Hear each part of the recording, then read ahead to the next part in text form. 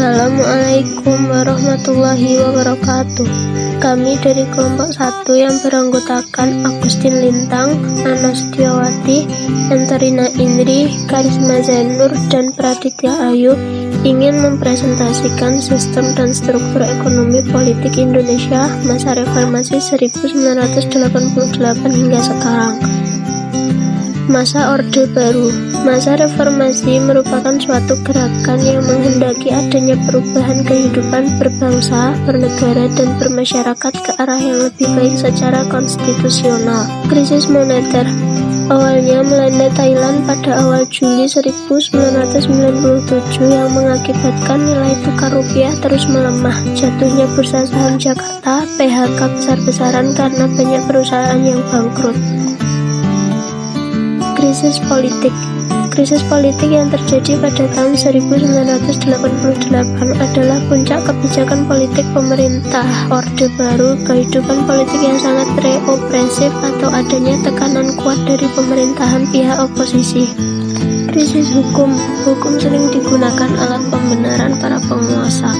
Ketentuan itu bertentangan dengan ketentuan pasal 24 Undang-Undang Dasar 1945 yang berbunyi kehakiman mempunyai kekuasaan yang mendeka dan terlepas dari kekuasaan para pemerintah.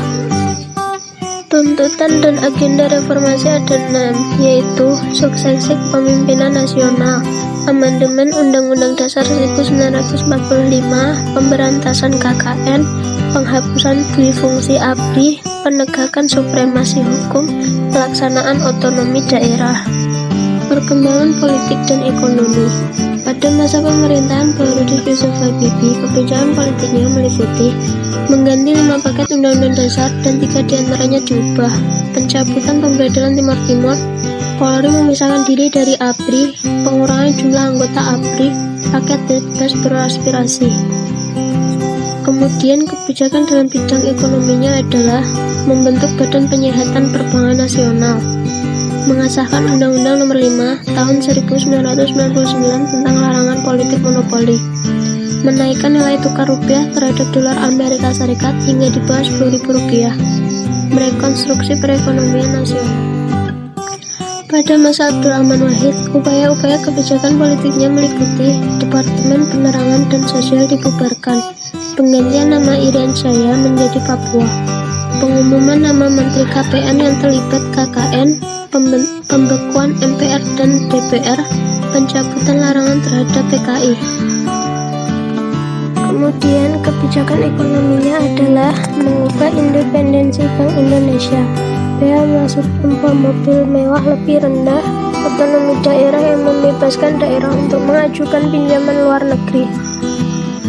Pada masa pemerintahan Megawati Soekarno Putri, kebijakan politiknya meliputi memelihara dan memantapkan stabilitas sosial, menjaga keutuhan NKRI, membangun tatanan politik baru, melanjutkan amandemen Undang-Undang Dasar 1945, meluruskan otonomi daerah. Kemudian upaya-upaya kebijakan ekonominya meliputi memutuskan hubungan kerja dengan IMF, melakukan restrukturisasi dan reformasi sektor keuangan dengan melakukan pembaruan ketentuan perundang-undangan, meningkatkan pendapatan melalui pajak cukai dan kepabean. Pada masa pemerintahan Susilo Bambang Yudhoyono, kebijakan politiknya meliputi pemberantasan KKN, pembentukan sekretaris gabungan, mengurangi wewenang pemerintahan pusat dan memperluas wewenang pemerintahan daerah, mengupayakan reformasi birokrasi yang mengedepankan aspek transparansi, partisipasi, dan akuntabilitas. Kemudian upaya-upaya kebijakan ekonominya meliputi menyelesaikan permasalahan kemiskinan dan pengangguran dengan upaya pemerataan dan pengurangan kesenjangan, pembangunan daerah-daerah tertinggi, memberikan BLT, memperbaiki sarana dan prasarana. Perkembangan ilmu pengetahuan dan teknologi di Indonesia. Contohnya Nurtanio, yaitu industri dirgantara nasional. Presiden Soeharto menugaskan Bahrudin Yusuf Habibie untuk menyiapkan segala hal terkait pembangunan industri dirgantara nasional. Bahrudin Yusuf Habibie kemudian mengembangkan industri strategis pesawat terbang Soekarno yang bertempat di Bandung mulai beroperasi tahun 1976. Teknologi komunikasi dan transportasi.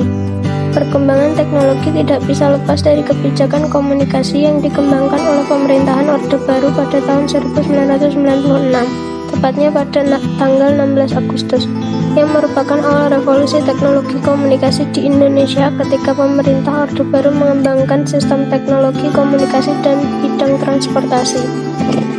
Perkembangan teknologi komunikasi di Indonesia yang pertama ada satelit, telepon seluler, televisi, komputer, dan internet teknologi 4G.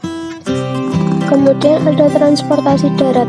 Transportasi darat diawali dengan adanya pembangunan jalan tol. Selain itu, telah diresmikan juga penggunaan kereta api ekspres. Kemudian transportasi laut yang telah mengalami perkembangan pesat dalam merehabilitasi dan meningkatkan kapasitas infrastruktur yang ada seperti penggandaan kapal feri pengangkut barang, perbaikan pelabuhan dan dermaga untuk mempermudah dan mempercepat lalu lintas antar pulau. Transportasi udara. Perkembangan transportasi udara ditandai dengan tersedianya pesawat angkut penumpang dan maskapai penerbangan Indonesia. Revolusi hijau. Indonesia melakukan revolusi dengan langkah-langkah sebagai berikut: memperluas, memperbaiki, dan memelihara jaringan irigasi di seluruh Indonesia, menyempurnakan sistem reproduksi pertanian pangan, membangun pabrik pupuk, membangun gudang pabrik penggilingan padi, memberikan subsidi dan modal kepada para petani, dan yang terakhir pembentukan KUD. Dampak perkembangan teknologi. Dampak positif yaitu mempercepat dan mempermudah proses-proses informasi, menambah pengetahuan dan wawasan, meningkatnya kualitas pendidikan, memberikan berbagai kemudahan.